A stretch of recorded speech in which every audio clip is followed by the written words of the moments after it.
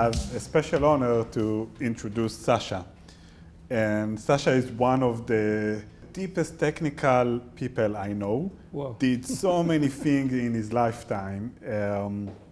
We first met, I think, 6 or 7 years ago, something like that. 2019-ish? Yeah, and I don't know how many people in Serbia know about you, who you are, and how you grow to such a force of nature. Whoa, how do I live up to that? So thank you. Well, thanks for the intro and thanks for having me here. It's incredible to come back to this region and talk to all the brilliant young minds and convey things that we learn elsewhere, and now we want to bring it here and enable the next generation.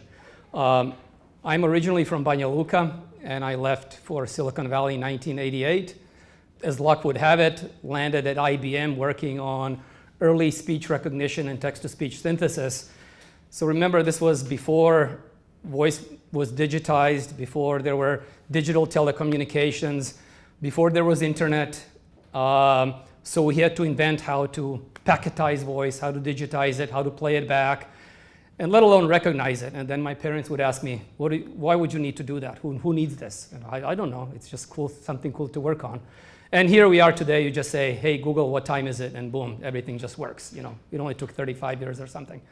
From there, I went on to found my own company in 1993 called Ultimate Technology, where we built voice applications for financial institutions and customer service. And then when my dad once said, hey, I called Fidelity Investments and computer answered, and I spoke my account number, my PIN, and he gave me my balance, I was done in 30 seconds. And I said, I did that. And I literally did, because my company built the entire backend for Fidelity Investments to enable voice transactions, something now that we take for granted.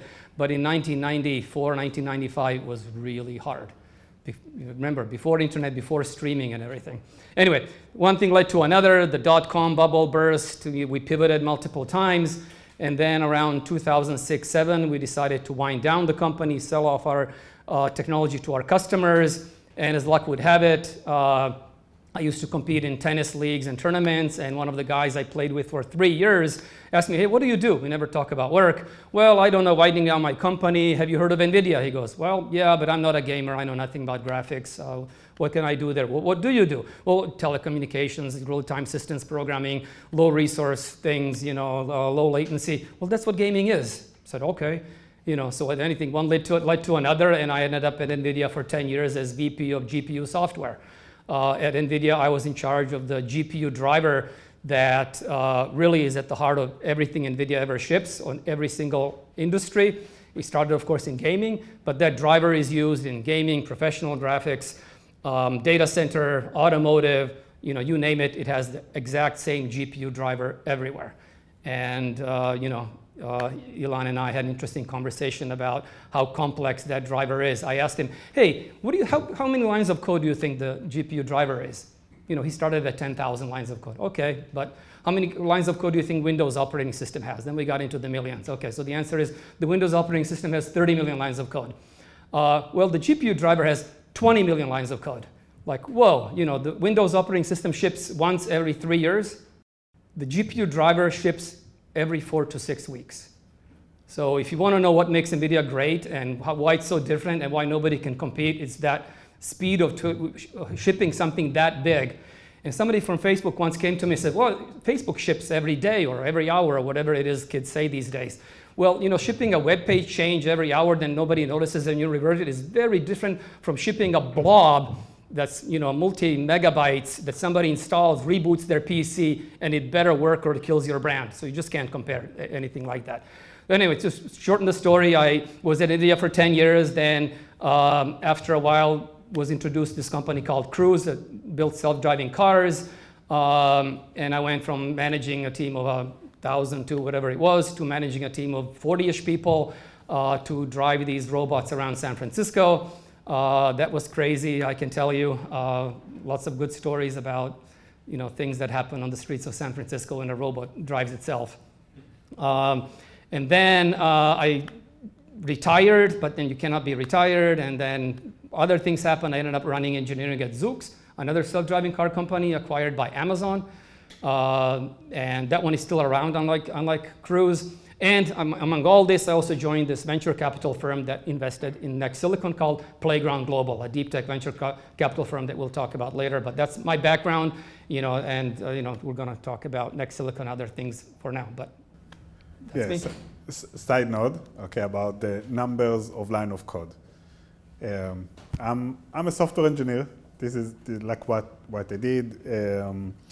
I've been in a small professional services company that I started, later be acquired by Mellanox. In Mellanox, now it's NVIDIA, doing all the NVLink. And over there, I learned about supercomputer and HPC, AI, and machine learning, seen everything, and taught myself Verilog. I mean, most of the Serbian here are either Verilog or VHDL. And then I thought to myself, well, we are doing a Dataflow processor. It's and we'll talk about what it means, but it's way simpler than a CPU that needs to predict future instruction. I would say, well, a Dataflow grid shouldn't take more than 3,000 lines of code. Now, what I meant, and Eyal, our VP engineering, is laughing, and Ilan is laughing. What I meant is, just the ALUs to connect them together, you're doing a generate, shouldn't take that long, right? And ever since I said that, it's been hunting me down for the past 7 years. In every presentation, they are showing the number of line of code and whatever is happening in the silicon, and say, oh, the founder thought it's going to be just 3,000 line of code. So it's easy when somebody else has to do it, yeah. Yeah. Now, so you had a very interesting life, born and raised here in Belgrade, learned computer science, moved to the United States in 1988 or 6, if I remember. And you've seen it all in startup, in corporate, in ventures. What do you think makes Serbia, and I want to talk about Serbia specifically, that it's so unique that can be the next powerhouse of the future? No, that's a great question, which is also part of why we are here and why NextSilicon is here. But one small correction, I'm from Banja Luka, which used to be Yugoslavia back then, but here we are, we're going to skip all the wars and everything. But I'm especially proud now to actually work with all the companies here in the region and to bring a company like NextSilicon and others because of the uniqueness of this region. What you find, Silicon Valley attracts the best of the best from all over the world, right? But what you find is that there are pockets that have the best of the best already there. They just need amazing things to work on. And they don't have to leave for Silicon Valley, and they have the capability, they have the education system because it starts with that. They have the cultural intensity, and in a way, there's a word, inat, and just the willingness to do hard things the hard way. And that's the only way to succeed, really.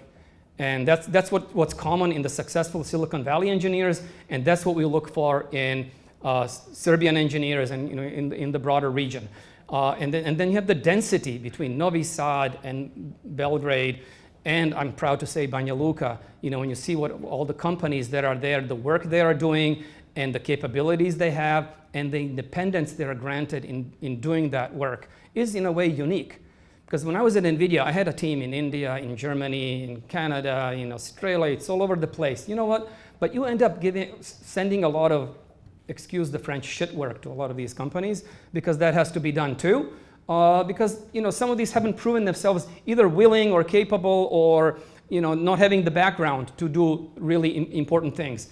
But in Serbia, NextSilicon is a great example of hiring amazing people, being a mission-critical part for your company, for you as the CEO, which is all of you founders are here, not because you like Belgrade and needed yet another trip after coming for supercomputing. You are here because of how much you value this team. And I see that across all the companies I'm involved with. These teams are valued, and they're given amazing work to do. I was in Banja Luka over the summer, and these graduates of the Banja Luka, Elektrotehnički Fakultet Banja Luka, are doing 3D simulation for self-driving cars. Work Silicon Valley engineer would kill for, Yet they're doing that without having to go anywhere, and they're giving that responsibility. It warms my heart that we were able to bring that kind of, quality project there.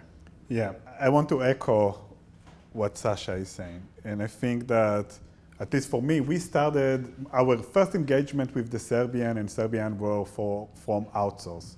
So like 8 years ago, there are limited verification engineers in Israel, super hard to get talent. And then we thought, okay, let's go to one of the outsourced company here in Serbia.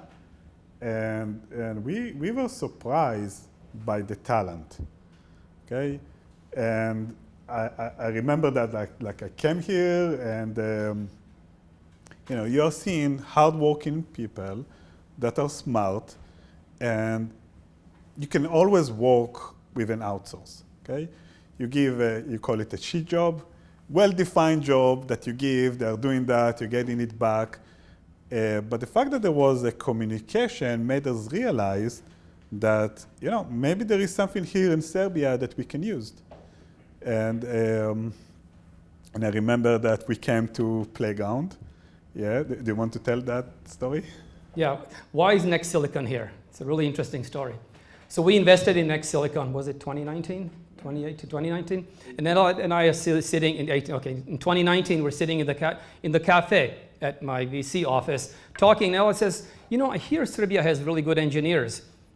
Verification engineers, different, the education system is good. Do you think we could start an office there? I said, I don't know, maybe, thanks for planting that in my head, but I have no idea how to do that, But sure, I know people there. Anyway, so how do you act on that? I don't know. You start talking to people, meeting people. There's a community. You ask people. Nobody really knows how. And then 2 years later, that's how long the idea festered. I had to look it up in my emails. Somebody introduces me to Aleksandar Beric, who's looking to leave ASML. And a common friend of ours introduced us. So I can share my experiences, and because Alex had questions about other opportunities he had, he was talking to Amazon and others, and maybe stay at ASML, and our common friend thought I might be able to give him some advice, and because I knew something about Amazon and all these other companies we're looking at. And he says, I want to do this, I want to do that, and I came from ASML, this is my experience, and I go, Elad, NextSilicon, 2 years ago said he wants to start, here's a guy who's thinking what to do next, has amazing experience, the perfect background. He is the only person in the world who can start this team, and make it successful. So I plant in his head, hey, yes, Amazon, great company, you will do really well. How about this no-name company that nobody ever heard of, but it's going to be great? It's called NextSilicon, has this amazing technology, founders who are motivated, we invested in them. Would you consider it? And Alexander thought about it. We had WhatsApp calls back and forth many, many times, even from his car while he's picking up kids from sports or something in the Netherlands. We continued the conversation. So that was April. He started in September, I think. When did you start? Or later. Anyway, I got an email from him in August that said, I'm already doing some work for NextSilicon. So that's literally how it happened. And that then gave me the idea, wow, we can replicate this, but NextSilicon is like the perfect model of how to do this in this region. So you need to ask yourself, okay, what took us 2 years from open a branch here in Serbia and hire people? And the truth is, it's very hard to manage people remotely. It's very hard to start like an office somewhere and start hiring engineers. You need a site manager, you need like followers, you need a leader. You need someone that you respect. You need someone who is going to translate the culture. And I think that Serbian is the first outshore office that we really opened. And also the growth was kind of moderate. Let's start with 2 people and try to find the best of the best and then go to 5 and then from 5 to 10. If you jump too much, either you compromise on talent or you don't have enough time to build the core. And I remember that we sat down on the palace there at the what it's called? Kalamegda, yeah. And you do what you do. It was after COVID, yeah. And I came back from, my wife is from Ukraine, and we got over the COVID, and it was like post-COVID, I didn't have any smell. And we are sitting there, we are eating, and then I realized how much the culture between Israel and Serbia are the same. You have rakia, we have arak. You have ivar, we have hummus. Yeah, of course. So it's kind of the same. Only different is like smoking in restaurants. And then I remember that I smelled the smoke of someone smoking, and I told Alex, I feel the smoke, and he didn't understand. Yeah, he apologized. Yes, there is one side of the restaurant that you can smoke, the other one you can. And I said, no, I feel it's after COVID. I was happy to feel the smoke. But the culture is somewhat similar. I mean, it's not a single-minded culture. Okay, we are doing a task, we are going exactly as we told. You're seeing here something that is very unique and very different. I'm very pleased of. And the way that we are treating the office here is not, offloading ship job. It's literally side by side. By accident here, we have another group manager of the software that flew over here. Every other week there is a manager in Israel that flew in and flew back. I think that those cultural synergy works well. And I'm very happy to grow the business here. So this is how much I am excited. You're the case study of how to do it right, really, and how to build a team that you trust here. Yeah, and I think that you started right. I mean, whatever we are doing. By the way, one correction. There are people here from Nice. You didn't mention Nice. Niche. Oh, I had no idea. Nice. Yeah. High niche. Yeah. And we have an office over there as well, and Novi Sad, yeah. And I think that one of the things that for me is important to be here as a product company, not yet another professional services, is to start an ecosystem of Serbian company. I mean, you're seeing that in Israel. In Israel, for example, there are so many companies that started, so many unicorns. Most of them is around cyber, the way that the Israeli state was built and culture. You go to the military service, intelligence is number one. So the country just raised those cyber engineers, and then there was a big ecosystem of investment, local investment firm that if you go out of the military and you're good enough, okay, let's start a company together. Here is the first millions of dollars for you to raise your first 50 people and then go from there. And it's something that I feel here in Serbia is lacking. How you start a company and how you grow it, how you build a business model. And that's like something that I'm happy to move forward into Playground. And Playground is one of the most respectful funds in the Bay Area. I think asset under management of $1 billion or around $1 billion. 1.5 billion. 1.5, here you go. A huge amount of money. I think it's, I think that the official title is Unicorn Factory, because so many amazing companies that reaches a valuation of $1 billion plus are. And one of the key messages that Playground say to themselves is, we invest in technology that is game changers. We are a deep tech company.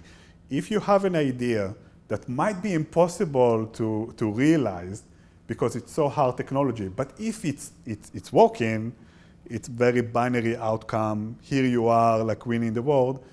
Playground will be interesting to invest. And happy if you can say a few words about the companies that you personally invested in, and a couple of the one. We are now in next generation compute. There is also bio and other stuff. Yeah, so Playground Global, we say, is a deep tech venture fund. Now, a lot of funds say they're deep tech, and that's great. And all due respect to them, MBAs and spreadsheets and all that, we respect they're very successful. But when we say deep tech, we mean truly companies that technology is the differentiator. If you build it, there will be a market for it. And the catchphrase that we use is we invest somewhere on the spectrum between improbable and impossible. If it's probable, it's not for us. Well, a dating app is improbable too in some ways, right? But it's not differentiated by technology necessarily. And furthermore, we want it to be something meaningful, something we'll be proud of, something that really moves humanity forward. So all due respect to all these other spaces, we don't do crypto, we don't do dating apps, we do quantum computing, next-gen compute, we do robotics automation, we do engineered life sciences, and we do something called energy transformation. We believe these things will really impact humanity for the next 100 years. So the companies we invest in, like NextSilicon, redefining what computer architecture means, and we'll dive deeper into that. The other founders will tell you exactly what that means. One of our companies is Quantum. Quantum computing will obviously change how we think about what's possible. And we can also talk about, is quantum computing going to kill other compute? I believe not. We invest in core semiconductor technologies. One of our companies, Xlight, is reinventing lithography. So, talk about ASML and their hold on the market today. We think Xlight is going to redefine how we do lithography and what level of precision, what kind of semiconductors will be possible in the world. We have companies that are redefining how even voltage regulators are built for semiconductors. Because if you look at, this is a really good example. You know what all these little blocks on the sides are? Voltage regulators, right? Just look how many of them, look how much space they take. Wouldn't it be great if there was a technology that would hide all the voltage regulators behind the chip? So we have one of our companies is doing exactly that. It will be world-changing for how we build PCBs and how we package chips. On the robotics automation side, humanoid robots are all the rage right now. We made our first humanoid robotics company investment called Agility Robotics about 8 years ago, before anybody even thought that was a thing. That's when we invested. We invested in a company called Relativity Space, 3D printed rockets. Can you imagine going from metal powder, aluminum alloy wiring to a launch based on a custom spec in 60 days and make it reusable too? Crazy, right? Well, Eric Schmidt of Google is now the CEO of that company, by the way. So those are the kind of companies we invest in. You said we have a lot of unicorns, yes.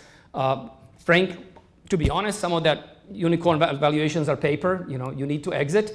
But about 30% of our companies are now in that unicorn territory, which is really amazing. We just need them to go public. Yeah. So what's holding you up? And one of the things that happen when you get inside Playground, you see like a huge space with many companies sitting in, and Sasha talked about the cafeteria. I remember that when I told people that we are going to the cafeteria, he said, please invite me, they have the best food over there. So that's all true. And also they have like a slide. And they are forcing every company. I remember that me and Elon went there to have a pitch, and we got forced by Peter Barrett just to slide over and get in slingshot. So that was kind of nice. And I remember, we gave the pitch about NextSilicon, and long time ago, and we start talking, and I don't know if you know, but most investors are kind of gullible. Like you tell them, hey, there is a new idea of a novel architecture. I mean, you're going to hear more technical detail. Here how it works. It's going to be 10 times faster than GPUs. Here is why. And the why is super technical. It's not that because we are smart, or it's not because we are doing something in material science or big wafers. We literally invented a new way of compute. And then like the investor scratch his head and say, okay, but here we got like a different phenomena. We got grilled on the technology. Hey, how does it work? And then I remember them, that's a good question. Next slide. But what about that? That's a good question. Another slide. Like literally understand the technology and the inner technology. It's something that is very unique in Playground. Are you grilling every company that come to investment pitch? Yes, you're not special, Elad. Yeah. I am special. Actually, you were special because unlike most CEOs, you could answer those questions without saying, let me get back to my co-founder, or let me get back to you, or can you send us those questions in writing and we'll get back to you. You were there, the CEO, answering the most detailed computer architecture questions and data flow and throughput and speeds and latencies and reconfigurable hardware and what that means and how that moves the field. And I remember you and I got on the whiteboard, and I was drilling you and you were drawing things, this graph of the execution graph and how you project it and this and that. Everybody else walked off the room, they got bored. And you were there drawing things. And then after all that, yeah, I was sweating like a pig. Yeah. But then we decide to invest. And then I remember Elad walks by my desk and I say, hey, congratulations on really coming up with a brilliant technology, and this is going to be amazing. And he looks at me, I thought you hated it. I thought you were against all of this. I said, no, this is brilliant. But because all those questions, all the drilling, basically it's you got to really drill to make sure first that you're credible, that you know what you're talking about, that you are the person not only who understands it, but to build a company to deliver it to market. Like all these things have to come together and be encapsulated in you and your co-founders. It's not enough to just come up with the idea. Build a business out of it, yeah. Absolutely. I don't think that people understand how hard it is to start a deep tech company. I don't know how many in the room. My assumption, by the way, that most of the people that came here are technical. They have a background in either semiconductor or computing architecture. It's so hard to start a business because every chip costs around $150 million to realize. And we were able to do our first chip in $40 million, the 7-nanometer chip with HBM2E. Obviously, it was like a test chip, a stepping stone towards Maverick 2 and more. But the amount of time that you need to invest, it's like 3 years if you are running as fast as you can, after 3 years, you have a silicon. You have 2 years of design, verification, sign off the DRC, and sending it to TSMC until you get from the wafer and the package, and you're doing a bring up, and only then you can prove a value. Just imagine. And you have 3 years that you need a way to get customers before silicon. You need to explain the technology to future investors because you need liquidity to pay salaries and more.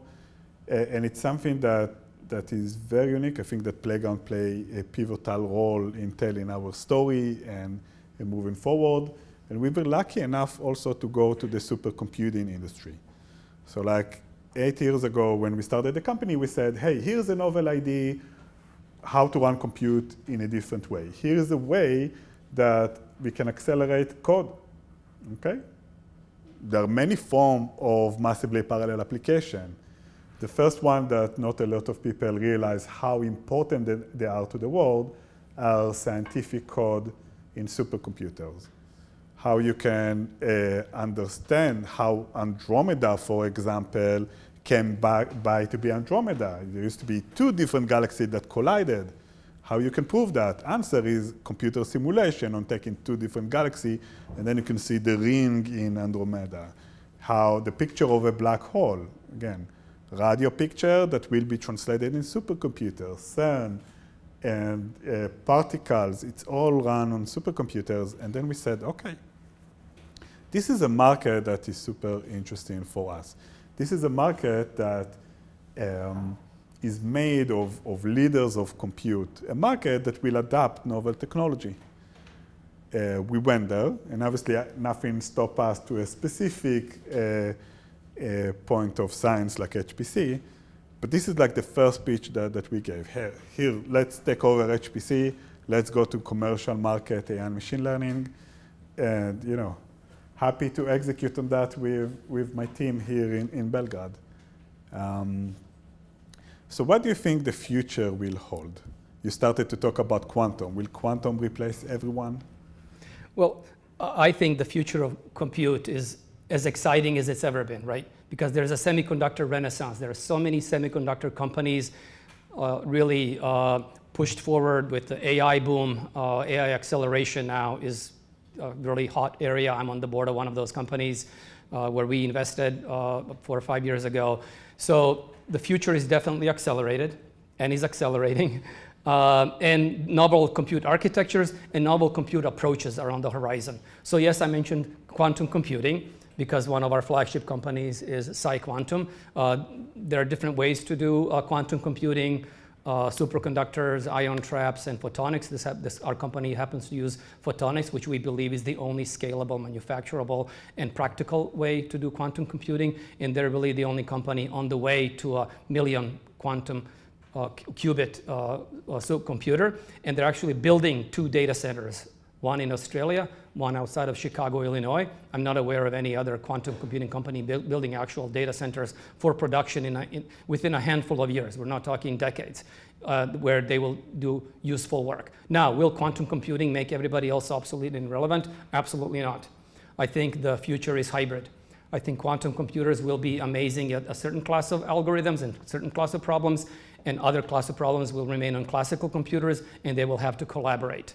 And that's what the future holds. That's definitely the next 10, 20 years. After that, I don't know. But we being Playground, we're already investing in what comes up after quantum computing. We believe after quantum computing comes superconducting computing. Superconducting have interesting properties because something has to replace transistors. And superconducting properties have a special property that you can run algorithms at exceptional speeds, classical algorithms like multi-hundred gigahertz speeds. So we invested in a company called Snowcap, which replaces transistors with these things called Josephson junctions, which is also in a sense a quantum effect where you have two metals and insulator in between, and if this insulator is thin enough and you do this at about 4 Kelvin, you run just current, no voltage. You get a quantum effect where the Josephson junction can preserve its state kind of as a bit on and off. And now if you create enough of these Josephson junctions at a high enough density, you get a computer in a shoebox. You get a data center in a shoebox. I want, before you move to other topics of Playground, just to echo on that. I mean, you've heard I will include myself, like NextSilicon, PsiQuantum, Snowcap, 3 different companies, 3 different domains. The common aspect of all of them is that in order to disrupt the future, you need to do something that no one else have done ever before. Josephson junction was known like, I don't know, for 20 or 30 years, but no one used it for actual doing compute in 100 gigahertz, 200 gigahertz. Hopefully we can fabricate the chip using their technology. You have PsiQuantum saying, okay, we are going to use photons, we are going to build a massive data center, and we'll build like a quantum switch that connect everyone together. It's not about the error correction that everyone uses, like, let's do a brute force and build something bigger and stronger, but something else.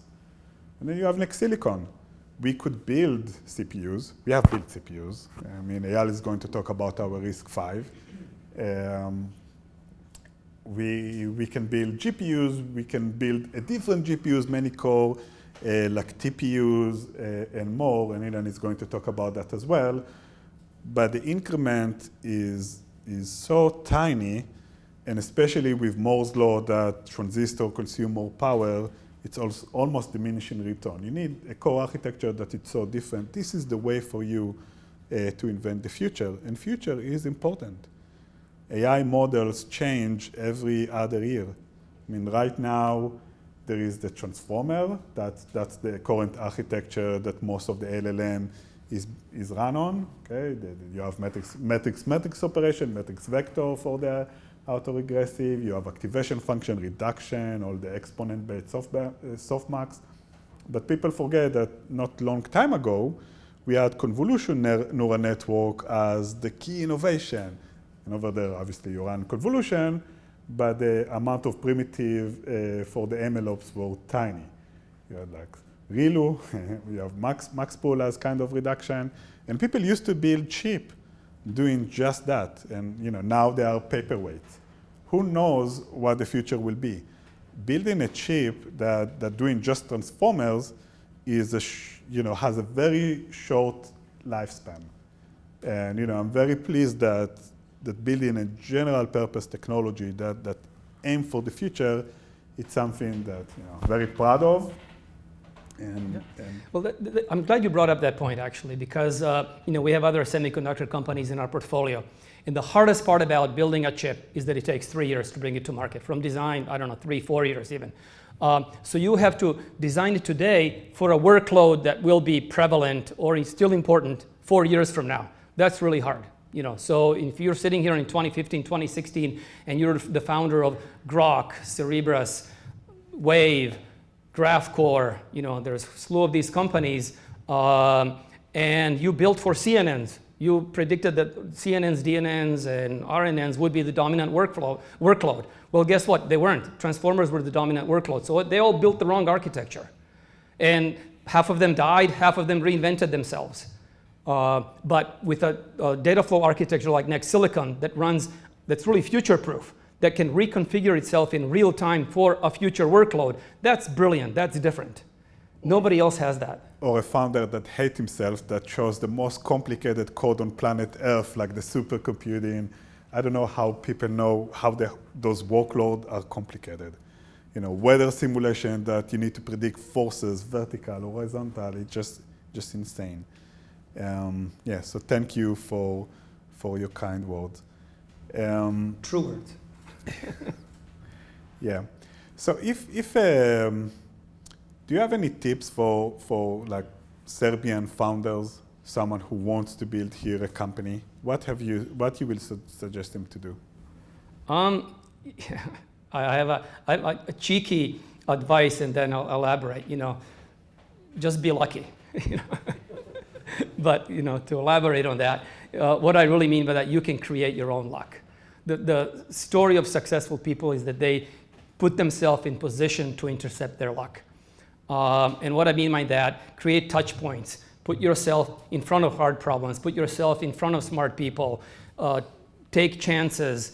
And you know, we're all engineers here, and the way I've even mapped this out in my mind and thinking back through my career, you know, there's this ray of luck that follows you around, and then there are these opportunities that you create for yourself. And what you want to do is this ray to intercept those opportunities, but it can be only in one place at one time. So think of these slices and put yourself everywhere. Go to a meetup, go meet a new person, go to an interview at a company that will never hire you, go travel, take on problems you never ever thought you could do, and things will happen that are good. You'll be recognized for doing all those things. Like when I think about, you know, I describe my career, I never once had a resume in those 35 years.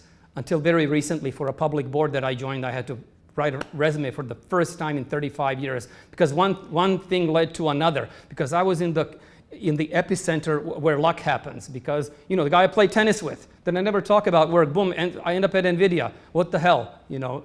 But I took the chance. I went there knowing nothing about graphics, nothing about anything, and there I go to Cruise that gets acquired by General Motors. I know nothing about self-driving cars. I know nothing about all these things, but you just throw yourself in the middle of it and say, I can do this. And that's the advice. Just be lucky, but create that luck for yourself. And you can do that in Serbia, because now you're lucky enough to work at companies like NextSilicon and like all the other companies that are now opening offices here, because that's the breeding ground for future founders, future experts with world-class experience. And you know, just learn as much as you can, and then jump out on your own. And if you fail, get up, do something else and try again. And I think it's possible to do that here. Absolutely is, because capital is coming here, right, Tiho? If you don't know, there is your VC that you ask for seed money. But you have all the right companies here that will endorse you, because it makes a difference when you say, hey, I worked for NextSilicon. I worked for Microsoft. I worked for Databricks, whatever the opportunities are here. Very different than I worked for Bosch or I worked for Deutsche Bank. Great, you know, next. But if you worked on Maverick 2 and delivered it to market, and now I want to, you know, start my own action computing company, you have credibility. You know, so that's really, I think, where the opportunity is, and why the ecosystem is so amazing here in Serbia right now, because it enables those opportunities. Perfect. So I think that with that, we'll open question from the crowd. If someone wants to ask me or Sasha anything. The first one is always hard. Yep. About that quantum computer company, does it build universal quantum computers? Can you run Shor's algorithm on that? And with how many qubits? Yes, it can run the Shor's algorithm. Sorry? Oh, repeat the question. Yes. Okay. So the question was, is this our quantum computing company called PsiQuantum? Is it a universal quantum computer? In other words, can it run general quantum-capable algorithms such as Shor's algorithm, and there are others? The answer is yes. But the longer answer is it still takes a software stack and a simulator and everything else to enable that, and we're getting there. How many qubits? We know that useful quantum computers will require millions of qubits, millions of physical qubits and thousands of virtual qubits, you know, because you have to interpolate results. So quantum computers are very different, but bottom line, we believe that PsiQuantum will solve that problem. And we invested in a quantum computer software company called Phasecraft, because we're addressing the entire stack, software and hardware, because you cannot have one without the other. And Phasecraft, for example, is already showing results like in DFT. Function theory, what is it? Density function theory for material discovery. They're showing better results than any classical computer right now. Alexander. Can I ask one? So you were a VP of software in NVIDIA back in the days, which was like far less people than NVIDIA has today. So how well do you know Jensen? And could you tell an anecdote or two about that? 2? How about 100? Oh yeah, Jensen, he's a character. So Jensen is, start off, the best CEO in the world. I can't believe I was lucky enough to work with him, right? He is the most insightful, after Elad, of course. The most insightful, most intense person you'll ever meet. Meetings with him start with, have a curve that they follow. Start with anger at a problem. We hate this problem. We hate everybody who brought this problem to us. And then emerge with a strategy and an answer where we'll all align, we all know exactly what to do, and we go march and we do it. And then anecdotes about him are, oh my God, like every Sunday afternoon, I would get an email from Jensen. What are you doing about this? What are you doing about that?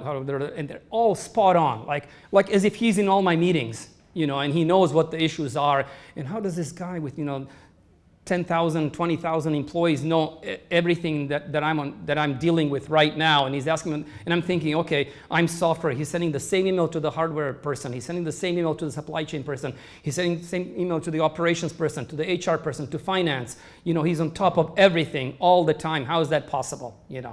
But by him being so involved and knowing everything makes us all involved in knowing everything. And the way he knows everything is because he instituted this thing called the top 5 email, where we don't write status reports. I write him a bullet list of just up to 5 things. If you send 6 things, he sends you a nasty email back. I said 5, and that means these are the most important things in the company going on right now, things like that. I remember meetings we would go to with Microsoft. It was always a tough relationship. And I'm in charge of some strategic initiative, and we're there. Microsoft is presenting a slide, a status, and it's all red. Microsoft is playing games with us and trying to embarrass us, especially in front of CEO. And it's all red, and Jensen looks at it, looks at me and says, do you agree with this? And now here's your test. Do you become defensive? No, don't worry, no. I said, yeah, I agree. I agree. All the text inside them, we can debate the colors, but all the text is absolutely true, And that was that, And he said, okay, and diffuses the situation immediately, even though Microsoft intentionally tries to provoke a fight by making every single status red. But he's smart enough to not let them, It takes, yep. Hi, Sasha. I'm Nemanja. It's a true privilege to have you here, and thank you. Your background and story is quite inspiring. I'm not a subject matter expert, but I would like to ask you, is a deep tech more of a mining in terms of do the founders really know what they are searching for, or because it's so new, it's totally blue ocean, right? I mean, do the people actually know what they're looking for, or it's a strike of luck, or we tend to combine different engineering methodologies to come to one kind of result? Thank you so much. It's a good question, and I'll repeat it. Basically, is a deep tech company something where the founder knows just the technology, for example, and is that enough?